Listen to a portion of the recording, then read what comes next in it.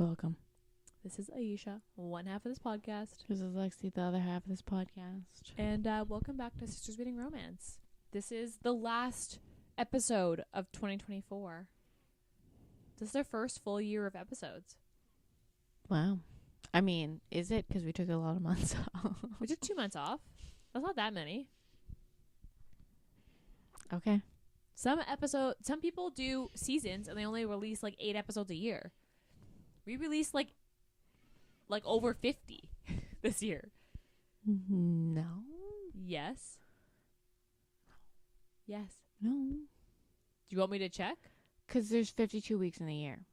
Okay, fine. We did So release if over w- 50. If we took 2 months off, that means that's at least 10 weeks. Okay, so did we release that many? We're at 100 and this is episode 103. We bypassed our 100th month, our 100th episode just casually. We ain't got no time for that. We could have done something special and we just like totally forgot until after, and I was posting it and I was like, oh, this is episode 100. Anyway, welcome back. We are on the last Under the Mistletoe collection from the Amazon novellas for Christmas, and I'm kind of glad this was the last one, because can you imagine if the elf one was the last one? Dude. That would have sucked. This week we read Only Santa's in the Building by Alexis Daria, and it has a Goodreads rating of 3.37 with 43,000 ratings. How is this one higher than the last one? I like this one better than the last one. Like, spoiler alert, but Oh, I like the last one better than this one. yeah, I don't know. I like this one better.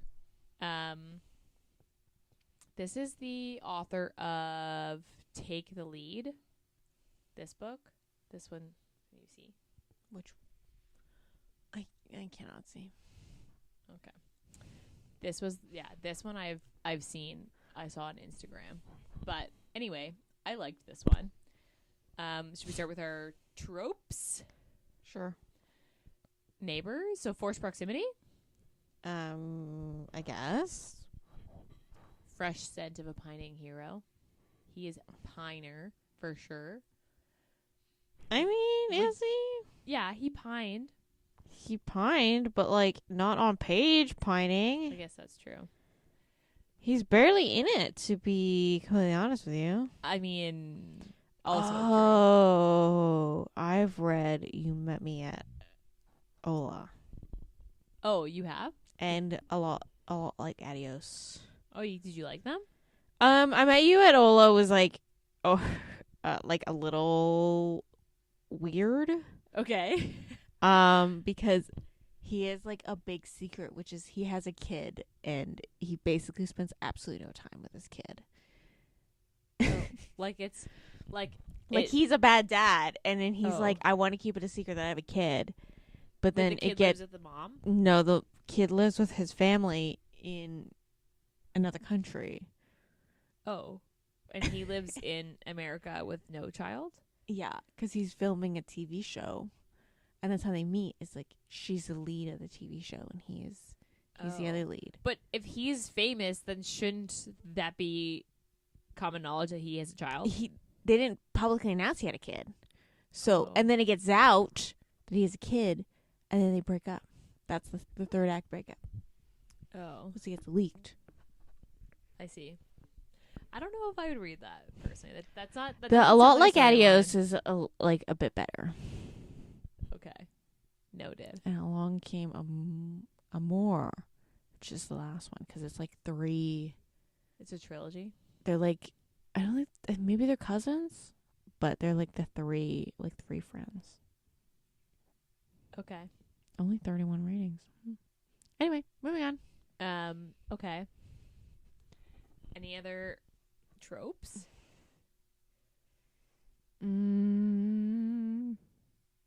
Forced proximity is the only one I could think of, and pining.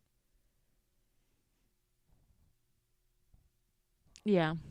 I can't think of anyone. Because this starts like what, December 1st technically? Does it? Yeah, that's not December 1st. No. 12 days before Christmas. Yeah. So that's when it starts. Yeah. Because that's when he Which starts she bleeding. takes him to Christmas, which is wild. Yeah, that is a little. Like if I showed up and early. I'd be like, "Hey, I met this guy 12, or I finally went on a date with this guy 12 days ago," But like, and you would they be like, did know each other before that. "Okay, yeah, but not well." I mean, yeah, fair. I guess, that's true. I guess I don't know. I like this one better than the last one, I think, in my opinion. But you're right. If they had not had family in the city and they spent Christmas together because they were alone, I was like, that makes sense. But they both went to they both took each other to their family Christmases, which seemed like really early. Yeah.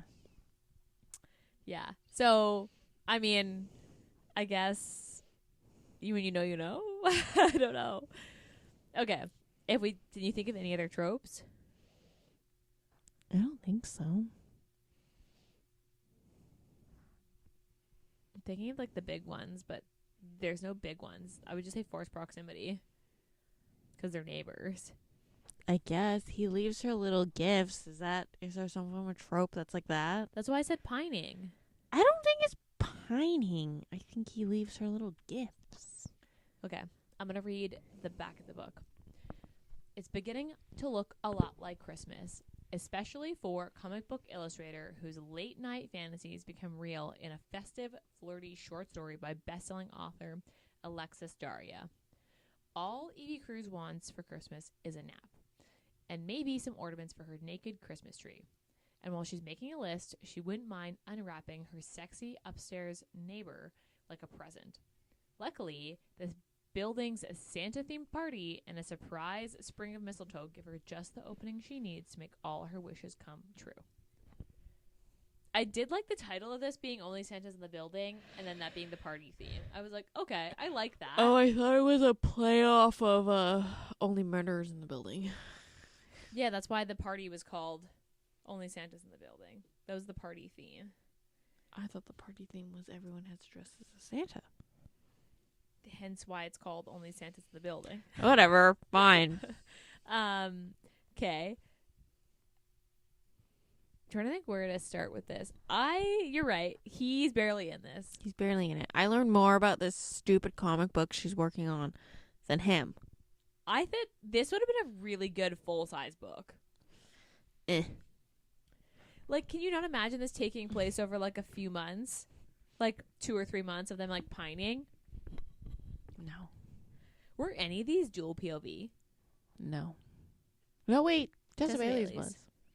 The rest of them aren't dual POV. Yeah. Is Alexis Daria's other books dual POV? Yeah.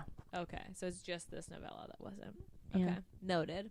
Because, yeah, I liked this one. I wish this was a full-size book. I would have read it if it was a full-size book. Because I feel like then you would have gotten a lot more of Theo.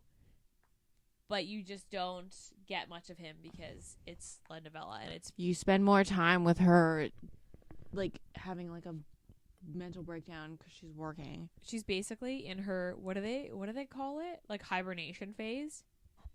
Where she's just, like, sweatpants, not washed hair, and takeout.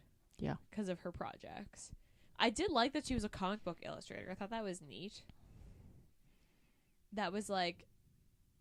unique in my opinion. But yeah, you don't really get much of him. The sex scenes in this one were better. This one was more descriptive than the last one, the Merriment and Mayhem. Well, we've never read another one of her, so we don't know if that's just like the novella or that's just how she writes sex scenes. I mean, like the one before that? Yeah. True. Because, like, I found these ones, like, the sex scenes in this one good. Because, like, there's only one, obviously, because this isn't a Tessa Bailey. But I thought this was good because it was way more descriptive than the last one. I also thought that the connection between the two of them was better. Besides the fact that they did go to each other's Christmases after being, like, which officially is wild for, like, 12 days. Less than 12 days because he was already 4 days in. Yeah. To his little like drop off of ornaments. Mm-hmm. So yeah, I mean that's a little fast for me personally, but I mean, you do you. Okay, what was your least favorite part? Let's start there. The Christmases thing, The what? like them going to each other's Christmases. Yeah. That was just weird. Like, if I showed up with my family and they were like, "Oh, how'd you guys, like, how long have you guys been dating?" "Oh, 2 weeks." Probably less than that. I mean, they've known each other for 3 months. Yeah, but they Loosely. don't, like, know much. It's just, like, in passing, or when he comes down and he kind of, like, he wants to see her, so he, like, somehow tricks his way into her apartment to be like, "Oh, this is leaking. Oh." You make it sound weird. It is weird. I don't think it's that. And then his gifts are all handmade, so to the point that she's like, "Oh, a child made this. Oh, yeah, you're right. This must have been a child." That is pretty funny. My least favorite part would have been that, because I did remember, like, the epilogue being like, oh, I thought the epilogue was going to be like a year later. Do you know what I mean? Mm-hmm. And then a year later, you're like, Yeah. oh, okay. Any authors out there listening, stop giving us epilogues 2 weeks after. It needs to be like at least 6 months ahead. You know, like, Yeah. I need this one. I need them to domestically have settled. You know, because this one took place on Christmas Day, the epilogue, which was 2 weeks later, and they were going to each other's Christmases. Yeah, which is rough. Yeah. I mean, yeah, I agree. I agree with you there. Okay, what's your favorite part?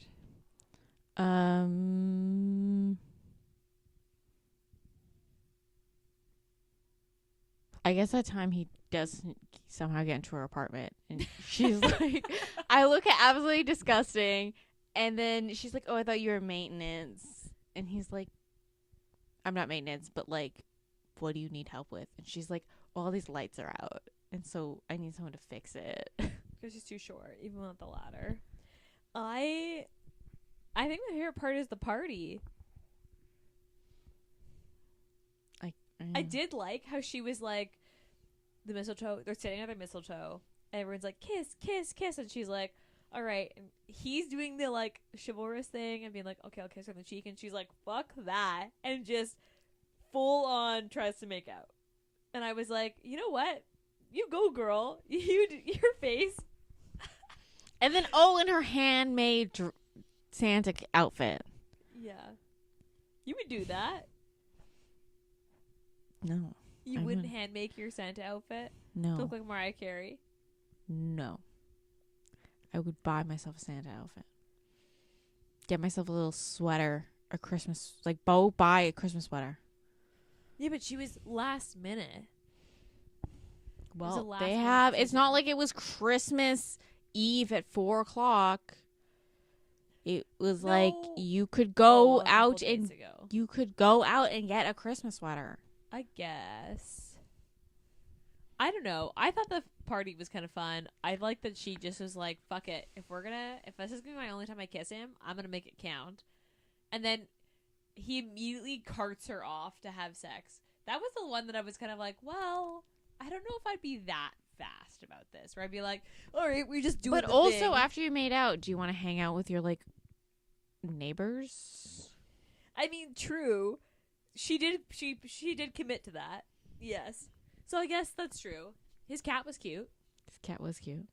I love a good cat dad. Mm-hmm. Okay. Would you reread this? Probably not this one. Really? Okay. I feel like this is the one that I would reread this. Okay. Would you recommend this one? I think if you were reading the collection, yes, but as a Christmas book, no. Okay. What was your rating on this one? I think I gave it a 3. I give this a 4. I liked this one. Okay. If you had to rate, what was your favorite of the 5?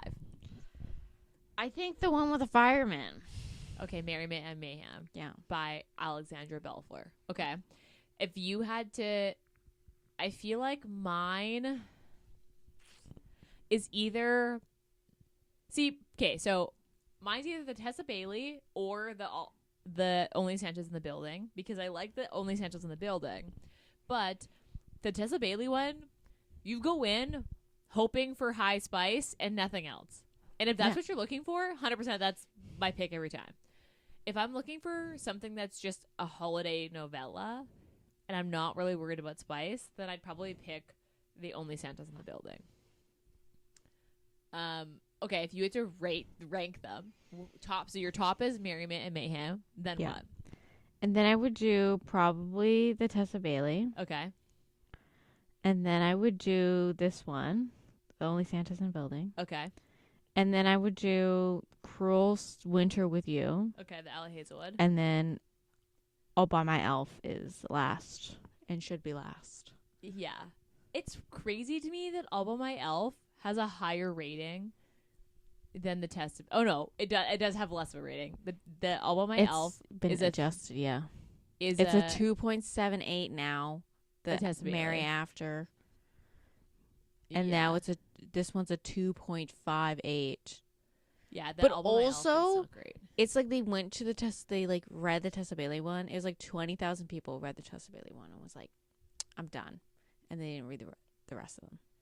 That's tough. I mean, you gotta at least read. Although if they read the next one, they would have been like, "Well, no, never more, not again, yeah. Can't do it." If I had to rate them, I'd probably go Only Santas in the Building, Mary Ever After by Tessa Bailey. Then I would probably go Merriment and Mayhem, then Cruel Winter with You, and then All by My Elf. All by My Elf has got to be last. It was just not good. It was weird. It was just kind of weird. The sex scene was glossed over. At the very least, like, if you're not going to have plot, the sex scenes better be good. Like, Tessa Bailey's, the plot's kind of weird, but the sex scenes are banging.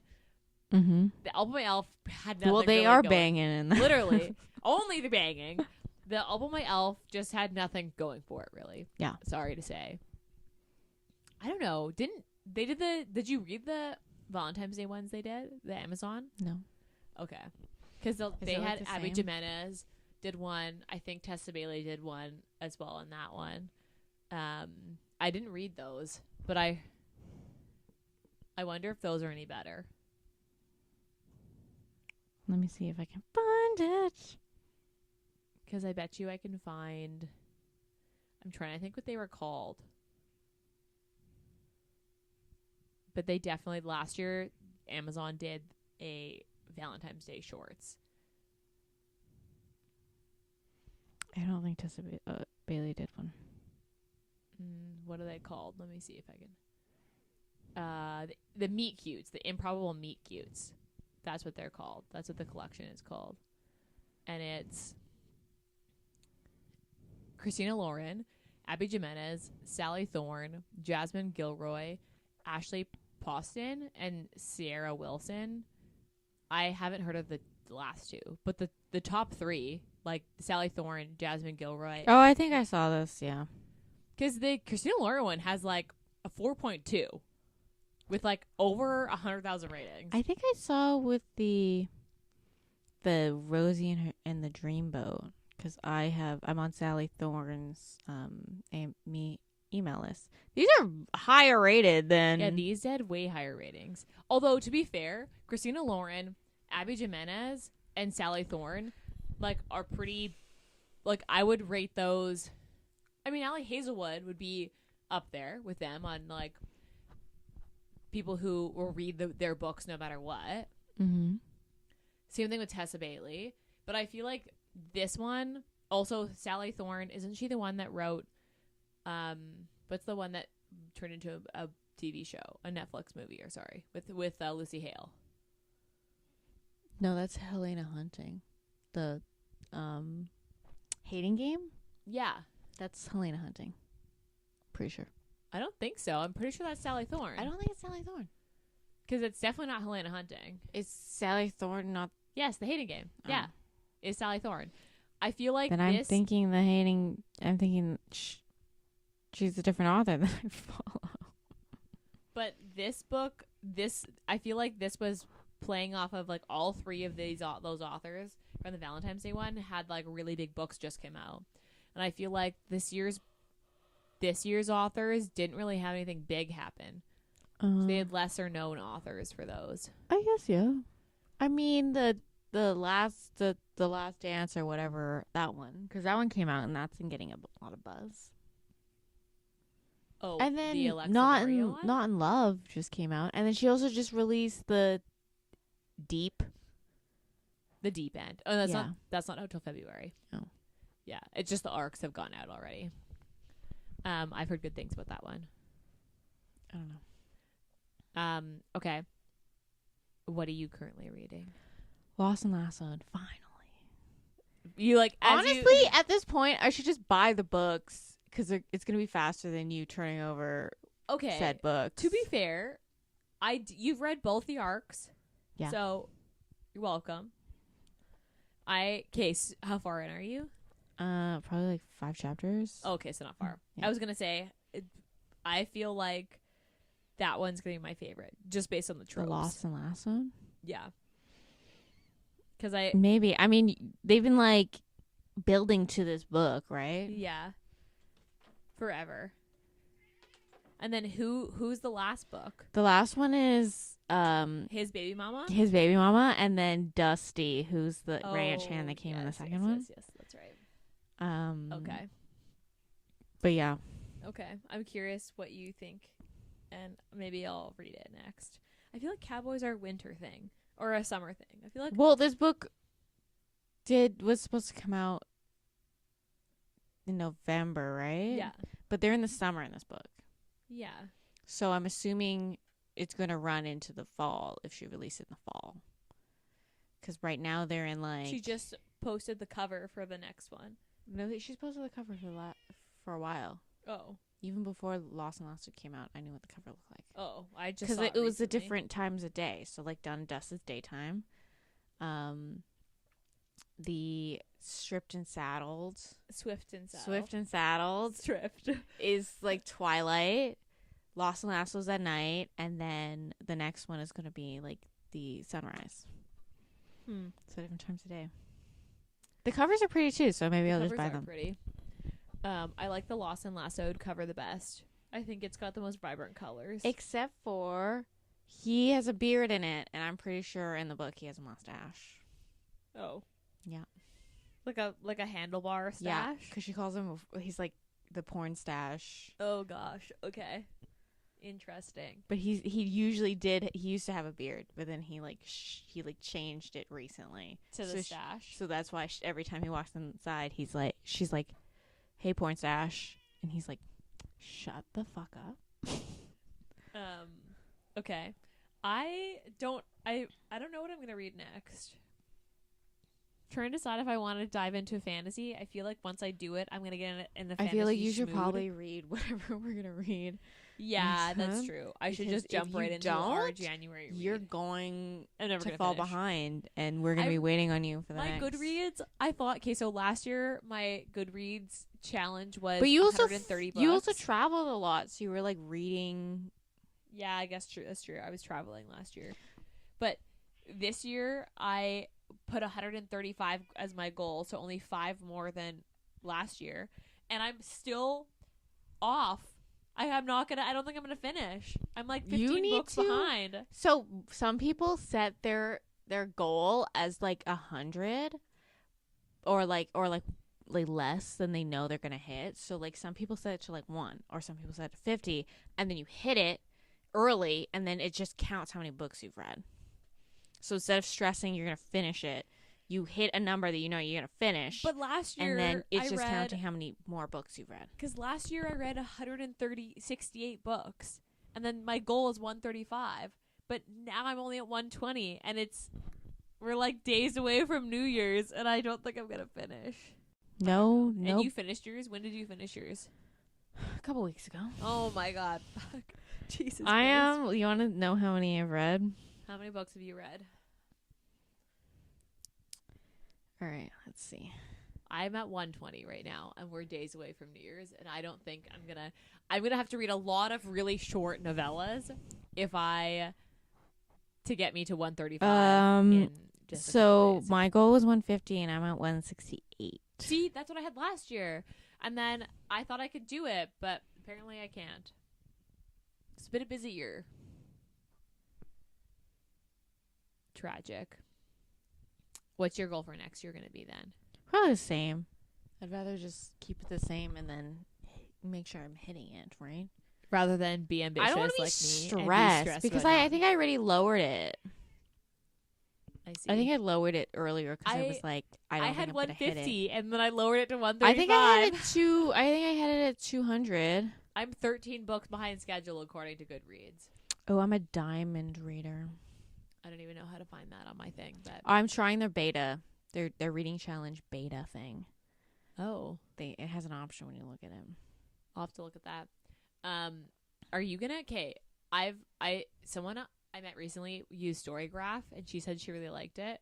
Do you think you'd ever switch from Goodreads to Storygraph? The problem with Storygraph is you have to pay for it, and I understand. Oh, I didn't know that. I think you have to. There's like certain things you need, like if you want certain things, you have to pay for it. Because I saw when I last checked it. I mean, we can try it this year. Because the only thing about Storygraph is that I just got tired of them asking so many questions, and I was like, why do you need to fucking know this shit? Because then it gives you better recommendations. I understand that. Kind of like Spotify. Like, the more you use it, the more the algorithm gives you better stuff. But I also was thinking that I like that you can get half stars. Maybe we can try it. I do have it. I've just never used it because I thought you had to pay for it. But if someone could reach out to Ayesha and tell her what their opinion of Storygraph is, because maybe I can try it. Yeah, I want to know. I want to know if anyone's even using Storygraph. Everyone I've seen is using Goodreads, but I've heard Storygraph is actually better. Well, yeah, it's also getting updated. Because Goodreads is owned by Meta. Amazon. Oh. It's owned by Amazon, and no one's up. Like, it hasn't been updated in a long time. So people are like, Storygraph is being updated frequently. So, like, the features are changing and getting better. Whereas Amazon's not doing that with Goodreads. But then your Kindle connects to your Goodreads. So yeah. I do like that option. And they've updated that because you can like mark on your Kindle if you want to like start a book, if you read the book, and like you don't even need to go into the app. Yeah. I do like that. Okay. Anyway, if you have any opinions on Storygraph, I'd love to hear them. So shoot us a DM or leave a comment in the YouTube channel on this episode because I am so curious if anyone is using Storygraph and if they like it better than Goodreads. Any last things to say on our year wrap-up? No, I don't think so. All right. Well, that's it from us. Please rate, review, and subscribe to our podcast. It is very helpful when you do. Helps people find us. And that's always helpful. Obviously, the more reviews we've got, the more we're recommended and the more people listen to our podcast. And I think that's it from us. So I guess we'll be back in your ears in the New Year's. Bye-bye.